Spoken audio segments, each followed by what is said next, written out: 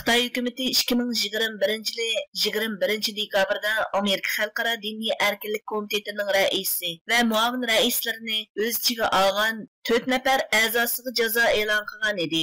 Xalqaro jamiyat birdek Xitoy hukumatining o'ktamlarcha o'ch elish harakati deb ayblayotgan bu qilmishini 11 yanvar kuni Amerika Tashqi ishlar ministri Antony Blinken apandimi keskin tanqidladi.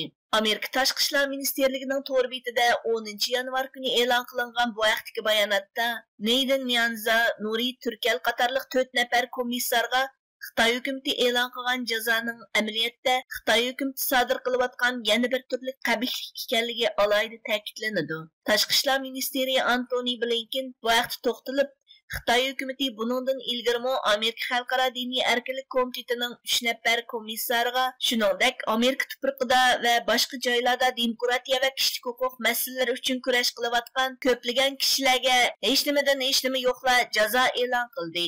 Biz buningdan qo'rqib qolmaymiz. Shundaqla jazoga uchragan ashu kishilar bilan bir safda turamiz degan.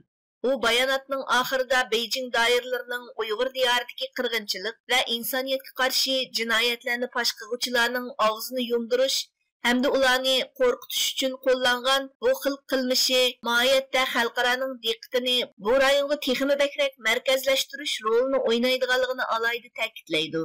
Shuningdek, Amerika hukumatining har qachon bu xil qilmishni jumladan Amerika tuprog'idagi Uyg'ur faoliyatchilarining va Amerika xalqiga mulozimat qilayotgan shaxslarning urug' tuqqanlarini turmaga qamashdek ishlarni ayblaydiganligini alohida ta'kidlaydi. Buningdan ilgari Amerika Avom palatasining raisi Nancy Pelosi xonim Xitoy hukumatining Amerika Xalqaro diniy erkinlik komitetining 4 nafar a'zosiga jazo e'lon qilishini ayblab, Xitoyning bu xil teri taraqtishlari bizni qo'rqitolmaydi. Biz har qachon adolatni himoya qiluvchilar bilan bir safda turamiz degan. Shuningdek, Xitoy hukumatining navbat qilayotganlarining oshkora qirg'inchilik ekanligini ta'kidlagan edi.